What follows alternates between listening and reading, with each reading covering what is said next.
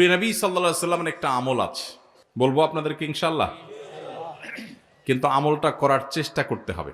এই প্রমিস, এই ওয়াদা আমার সাথে আগে আসতে হবে। কারা কারা চেষ্টা করবেন বলেন, হাত তোলেন দেখি। আল্লাহ আমাদের সব ভাইকে আমলের তৌফিক দান করুন। আল্লাহ। ভাইরা আমার, আমলটা হলো, আম্মা জান আয়েশা রাদিয়াল্লাহু তাআলা আনহা বলেছেন, মা রাআইতু রাসূলুল্লাহি সাল্লাল্লাহু আলাইহি ওয়াসাল্লাম ইসতাকমালা সিয়ামা শাহরিন কাত্তু ইল্লা রমাদান। আমি নবীজিকে পুরো মাস, শুরু থেকে শেষ পর্যন্ত গোটা মাস রোজা রাখতে দেখেছি একবার, শুধু বছরে একবার, সেটা হলো রমজান মাসে। আর রমজানের পরে পুরো মাস না, তবে মাসের বেশিরভাগ দিন রোজা রেখেছেন তিনি, এটা দেখেছি শুধুমাত্র শাবান মাসে। কোন মাসে ভাই? শাবান মাস। আম্মা জান আয়েশা রাদিয়াল্লাহু আনহা আরেকটি হাদিসে আছে, সেখানে তিনি বলেছেন, কানান নবী সাল্লাল্লাহু আলাইহি সাল্লাম ইয়াসুমু শাবানা ইল্লা কালিলা। নবীজি শাবানের পুরো মাস প্রায় রোজা রাখতেন, কয়েকটা দিন বাদে, শেষের কয়েকটা দিন বাদে প্রায় পুরো মাস রোজা রাখার চেষ্টা করতেন। নবীজি সাল্লাল্লাহু আলাইহি সাল্লামের অত্যন্ত আদরের একজন সাহাবী যায়েদ রাদিয়াল্লাহু তাআলা আনহু, তার ছেলে ওসামা ইবনে যায়েদ, নবীজি সাল্লাল্লাহু আলাইহি সাল্লাম নাতির মতো আদর করতেন, স্নেহ দিতেন, ছোট মানুষ ছিলেন। ওসামা ইবনে যায়েদ রাদিয়াল্লাহু তাআলা আনহু তিনি বলেন, আমি নবীজি সাল্লাল্লাহু আলাইহি সাল্লামকে জিজ্ঞাসা করলেন, হে আল্লাহর রাসূল, আপনাকে দেখি আপনি শাবানে যত রোজা রাখেন অন্য কোন মাসে এত রোজা রাখেন না, কারণটা কি? হেতু কি? এ মাসে এত বেশি রোজা রাখার কারণটা কি?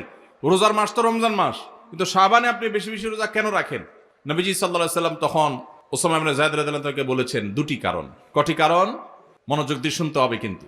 এই হাদিসটাই আপনি বাসায় গিয়ে আপনার মায়ের সাথে, আপনার স্ত্রীর সাথে, আপনার বন্ধু বান্ধবের সাথে যেন শেয়ার করতে পারেন, সেভাবে মনোযোগ দিয়ে শুনবেন। ওয়াজ মাহফিলের কথা বেশিরভাগই হারায় যায়, হারায় গেলে চলবে না ভাই। আমি কষ্ট করে ঢাকা থেকে আসছি, আমার ভাইয়েরা কষ্ট করে আয়োজন করেছেন, আপনারাও কষ্ট করে আসছেন, সার্থক হতে হবে, এখান থেকে নিয়ে যেতে হবে। হাদিসটা ভালো করে মনে রাখবেন। নবীজি সাল্লাল্লাহু আলাইহি সাল্লাম শাবান মাসে বেশি বেশি রোজা রাখতেন দেখে তার আদরের সাহাবী, নাতির মতো স্নেহ করতেন যাকে, ওসামা ইবনে যায়েদ রাদিয়াল্লাহু তাআলা আনহু, তিনি প্রশ্ন করেছেন কাকে? নবীজিকে। কি প্রশ্ন করেছেন? যে হে আল্লাহর রাসূল, আপনাকে শাবানে এত বেশি রোজা রাখতে দেখি, অন্য কোন মাসে এত নফল রোজা আপনি রাখেন না, কারণটা কি? তখন নবীজি কয়টা কারণ বলেছেন? দুইটা কারণ। নাম্বার এক, তিনি বলেছেন, যাকা শাহরুন ইয়াগফুলুন নাসু বাইনা রজব ওয়া রমাদান। শাবান মাসের দুই ধারে, দুই প্রান্তে দুটি মাস আছে, যে দুটি মাস অনেক মহিমান্বিত, মর্যাদাপূর্ণ। শাবানের আগের মাসটার নাম কি ভাই? রজব। এই রজব মাসটা মহিমান্বিত কোন কারণে? মেরাজের কথা বলছেন। রজব মাসটা কেন মর্যাদাপূর্ণ, কেন এর মর্যাদা বেশি? দেখেন, এত বড় মাহফিলের দু চারজন মানুষও জানেন না, দু চারজন মানুষও জবাব দিতে পারেননি, একজন থেকেও আসে নাই অডিয়েন্স থেকে, স্টেজ থেকে এক ভাই বলেছেন। দেখুন, রজব মাসের মর্যাদার কারণ হলো সম্মানিত চারটি মাস আছে। কোরআনে আল্লাহ তাআলা সূরা তাওবায় একাধিকবার এ সম্পর্কে আলোকপাত করেছেন। আল্লাহ বলেছেন, ইন্না ইদ্দাতাশ শুহুরি ইনদাল্লাহি 12 শাহরান ফি কিতাবিল্লাহি ইয়াওমা খালাকাস সামাওয়াতি ওয়াল আরদ মিনহা আরবাআতুন হুরুম। বছরে 12টি মাসের মধ্যে 4টি মাস আছে সম্মানিত, মর্যাদাপূর্ণ। আল্লাহ এগুলোকে সম্মান দিয়েছেন, বিশেষ মর্যাদার মাস। রমজান তো সবচেয়ে শ্রেষ্ঠ মাস আছেই, রমজানের পরে মর্যাদার বিচারে সম্মানিত মাস কয়টা? এই 4টার মধ্যে নবীজি সাল্লাল্লাহু আলাইহি সাল্লাম সহিহ বুখারীতে এই 4 মাসের ব্যাখ্যা বর্ণনা করতে গিয়ে তিনি বলেছেন, সালাসুন মুতাওয়ালিয়াত। এই 4টার মধ্যে 3টা হলো ধারাবাহিক, জিলকদ, জিলহজ, মুহররম, আর চতুর্থ মাসটা হলো ওয়া রজব মুদর আল্লাযী বাইনা জুমাদা শাবান, এই যে রজব মাসটা। তাহলে রজব মাসটা সম্মানিত 4 মাসের একটা, সেজন্য এই মাসটা মূলত মহিমান্বিত। এই মাসে নবীজি সাল্লাল্লাহু আলাইহি সাল্লাম মেরাজ হয়েছে বলে অনেক ইতিহাসবিদগণ বলেছেন, আবার অন্য মাসে হওয়ার কথাও আছে, কিন্তু আসল তাৎপর্যের কারণ হলো রজব মাসটি হলো সম্মানিত 4 মাসের একটা। এটাও আমরা অনেকেই প্রথম শুনলাম জীবনে। যাই হোক, সে বিষয়ে কথা বলা আমার উদ্দেশ্য নয়। তো উদ্দেশ্য হলো যে ওসামা ইবনে যায়েদকে নবীজি বলেছেন যে শাবান মাসটার আগের মাসটা হলো রজব, যেটা সম্মানিত 4 মাসের একটা মর্যাদাপূর্ণ মাস। আবার শাবানের পরের মাসটা কোনটা? রমজান, সেটা হলো বছরের সবচাইতে সেরা মাস। তো নবীজি বলেছেন, দুইটা মর্যাদাপূর্ণ মাসের মধ্যবর্তী শাবান মাসে মানুষ আমল ইবাদত না করে অবহেলায় বেশিরভাগ মানুষ কাটায়। বেশিরভাগ মানুষ অপেক্ষা থাকে রোজা কবে আসবে, তখন কোরআন তেলাওয়াত শুরু করব। রমজান কবে চাঁদ দেখা যাবে রমজানের, তখন নামাজ ধরবো। রমজান কবে শুরু হবে, তখন থেকে আমি তারাবি পড়া ধরবো, ভালো কাজ করা ধরবো। শাবান মাসে মানুষ রমজানের ক্ষণ গণনা, দিন গণনা করতে থাকে, অবসর থাকে, অলসতা করে, অবহেলা করে। নবীজি বলেছেন মানুষ যেহেতু অবহেলা করে, এই জন্য এই সময়টাতে আমি বেশি বেশি নফল রোজা রাখি, কারণ যেই সময়টাতে মানুষ অবহেলা করে ওই সময় ইবাদতের আলাদা গুরুত্ব তৈরি হয়। ভোর রাতের সময় সবাই ঘুমায় থাকে, এই জন্য তখন তাহাজ্জুদ পড়লে সওয়াব বেশি। হুজুরের সবাই সালাম দেয়, রিকশাওয়ালা বেচারারা কেউ সালাম দেয় না। আপনি যা রিকশাওয়ালাদেরকে আসসালামু আলাইকুম বললেন কেন? কারণ তারা অবহেলিত, তাদেরকে মানুষ সালাম দেয় না। তাহলে তাদেরকে সালাম দিলে, হুজুরের সালাম দিলে যে সওয়াব হতো তার চেয়ে সওয়াব বেশি হবে, কারণ অবহেলিত, এদেরকে কেউ সালাম দিচ্ছে না। একজন গরিব মানুষ, একজন অভাবী মানুষ, সিএনজি চালক, তার গাড়িতে উঠছেন, মুসলমান হলে তার আচরণ হবে উঠে বসেই আসসালামু আলাইকুম বলবে। চেষ্টা করা যাবে না ইনশাআল্লাহ? শাবান মাসে মানুষ অবহেলিত থাকে, সেজন্য এই মাসে আমলের গুরুত্ব বেশি। অতএব যেই কাজটা মানুষ অবহেলিত করে, গাড়িতে উঠার পর চালককে সালাম দিবেন আসসালামু আলাইকুম করে। যে মালিক গাড়িতে উঠে বসে চালককে সালাম দিতে পারেন, সেই মালিকের মধ্যে অহংকার নাই ইনশাআল্লাহ, তিনি বিনয়ী মানুষ। আল্লাহ আমাদের সব ভাইদেরকে বিনয়ী হওয়ার তৌফিক দান করুন। দ্বিতীয় কারণ তিনি বলেছেন কেন তিনি এই মাসে বেশি রোজা রাখেন, ওই যে ওসামা ইবনে যায়েদ রাদিয়াল্লাহু আনহু দুইটা কারণ বলেছেন। এর মধ্যে একটা হলো শাবান মাসটাতে মানুষ আমল ইবাদত একটু কম করে, কারণ রমজান আসবে আসবে বলে অপেক্ষা করে, সেজন্য তিনি এই মাসে বেশি বেশি আমল করেন, কারণ অবহেলার টাইমের আমলের গুরুত্ব একটু বেশি।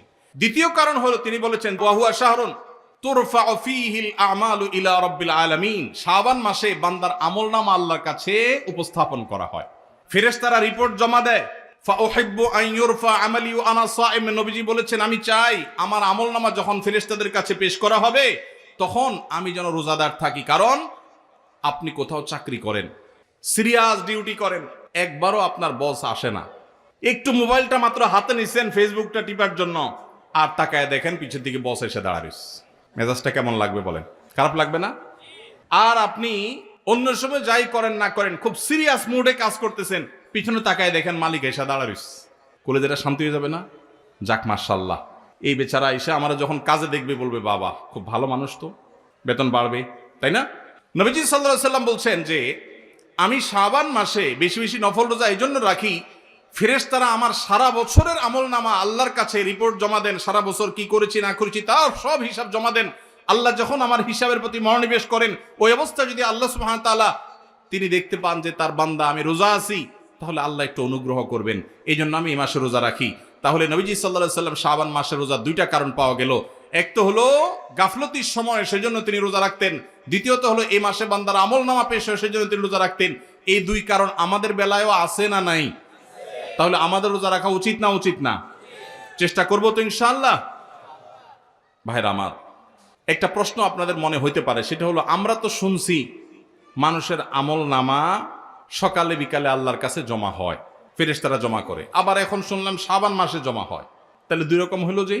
এর উত্তর হলো আল্লাহ রাব্বুল আলামিনের কাছে আল্লাহর ফেরেশতারা মানুষের আমলনামাকে তিন ধাপে, তিন স্তরে, তিনটা লেয়ারে, তিনটা সময়ে আলাদা আলাদা ভাবে উপস্থাপন করে। একটা হলো প্রাত্যহিক রিপোর্ট, প্রাত্যহিক আমলনামা, ডেইলি, প্রতিদিনের আমলনামা সকাল এবং সন্ধ্যায়, সারা রাত আপনি কি করেছেন, ওয়াজ শুনেছেন না গান শুনেছেন, ভালো কাজ করেছেন না মন্দ কাজ করেছেন, সারা রাতে কি করেছেন, প্রত্যেকটা মানুষের হিসাব আল্লাহ রাব্বুল আলামিনের কাছে প্রত্যেকটা ভোরে ওই রাতের ডিউটি থাকা ফেরেশতারা জমা দেন। আবার সারাদিন আমরা যা করি না করি, সন্ধ্যায় সারাদিনের ডিউটিতে রত ফেরেশতারা আল্লাহর কাছে জমা দেন। তাহলে বান্দার আমলনামা, বান্দার রিপোর্ট জমা দেওয়া হয়, একটা হলো প্রাত্যহিক, প্রতিদিন, সেটা কখন? সকাল এবং সন্ধ্যা। বান্দার আমলনামা জমা দেওয়া হয় আরেকটা লেয়ারে, সেটা হলো প্রত্যেক সপ্তাহে 2 দিন, সোমবার এবং বৃহস্পতিবার। নবীজি সাল্লাল্লাহু আলাইহি ওয়াসাল্লাম যেন সোমবার বৃহস্পতিবার রোজা রাখতেন, কারণ সোমবার এবং বৃহস্পতিবার বান্দার আমলনামা ফেরেশতারা আল্লাহর কাছে পেশ করেন। তাহলে একটা হলো ডেইলি আমলনামা পেশ, সেটা সকাল সন্ধ্যা, একটা হলো সাপ্তাহিক আমলনামা পেশ, সেটা হলো সোম বৃহস্পতি, আরেকটা হলো বার্ষিক রিপোর্ট পেশ, সেটা কখন? শাবান মাস। বিভিন্ন অফিসে যারা চাকরি করেন মাসের হিসাব দেওয়া লাগে একরকম, ডেইলির হিসাব দেওয়া লাগে আরেক রকম, বার্ষিক রিপোর্ট দেওয়া লাগে আরেক রকম, আছে না নাই? ঠিক একইভাবে আল্লাহ রাব্বুল আলামিনের কাছে আমাদের আমলনামা পেশ করা হয়। ভাইরা আমার, সেজন্য এই রিপোর্ট জমা দেওয়ার সময়গুলোতে বান্দা বিশেষভাবে আমলে মনোযোগী হবে। এই জন্য আল্লাহ তাআলা বলেছেন কোরআনে কারীমে ওয়াসাব্বিহুহু বুকরাতাও ওয়া আসীলা, সকাল সন্ধ্যা আল্লাহর তাসবিহ পেশ করো। নবীজি সাল্লাল্লাহু আলাইহি ওয়াসাল্লাম সকাল সন্ধ্যা বিশেষ তাসবিহ পেশ করতেন, জিকির আজকার করতেন, দোয়া করতেন, আমল করতেন, কারণ এই যে আমল জমা দেওয়া হয়। আবার সোমবার বৃহস্পতিবার রোজা রাখতেন, কারণ আমলনামা জমা দেওয়া হয়। আবার শাবান মাসে বেশি রোজা রাখতেন, কারণ আমলনামা জমা দেওয়া হয়। তাহলে আমল নামা জমা দেওয়ার 3টা লেয়ার আছে, মনে থাকবে তো ইনশাআল্লাহ ভাইরা আমার। এছাড়াও শাবান মাসে বেশি বেশি নফল রোজার আরেকটা কারণ আছে, সেটা হলো ইস্তেহাদি, সেটা হাদিস দ্বারা না প্রমাণিত না, সেটা বিভিন্ন মুহাদ্দিসগণ, ওলামা একরাম, স্কলারগণ বলেছেন। সেটা হলো হঠাৎ করে রমজানের রোজা যদি রাখা শুরু করেন, সারা বছর এক রকমের খাদ্য অভ্যাস, সকাল দুপুর রাতে খেয়ে, এখন হঠাৎ করে অভ্যাসটা চেঞ্জ হয়ে যাবে, ইফতার এবং রাতে সাহারি খাবেন আর সারাদিন না খেয়ে থাকবেন। হঠাৎ করে 30 দিনের রোজা রাখতে কি আপনার কষ্ট হয় কিনা, অভ্যাসটা আগে থেকে যেন হয়, সেজন্য শাবান মাস থেকে কিছু কিছু নফল রোজা রাখতে হয়। এটা হলো ওয়ার্ম আপ, রিহার্সেল, প্রস্তুতিমূলক রোজা। এই জন্য ভাই এই শাবান মাসে বেশি বেশি রোজা রাখবেন তো ইনশাআল্লাহ।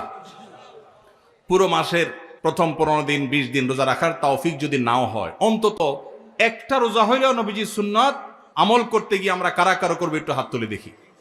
একটা হইলেও রাখবেন ইনশাআল্লাহ, নিয়ত করছেন তো ইনশাআল্লাহ। সবে বরাতেরটা না, ওইটা বাদে একটা হইলেও রাখবেন, নিয়ত করছেন তো ইনশাআল্লাহ। আল্লাহ আমাদের সবাইকে আমল করার তৌফিক দান করুন। এই আমলটা যদি আপনারা করেন ভাইরা, হারিয়ে গেছে সমাজে, আলোচনা নাই, সেজন্য আমি আলোচনা করলাম।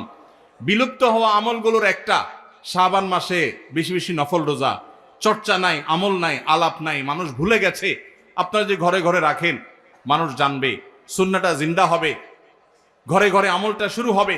আপনি অন্য মানুষকে বলবেন একই কথা, তাকে উদ্বুদ্ধ করবেন, তাহলে নবী সাল্লাল্লাহু আলাইহি সাল্লামের ওই হাদিসের ফজিলত পাবেন। আপনি মৃত সুন্নতকে জিন্দা করলেন, সেই সওয়াবটা পাবেন। চেষ্টা করা যাবে তো ইনশাআল্লাহ।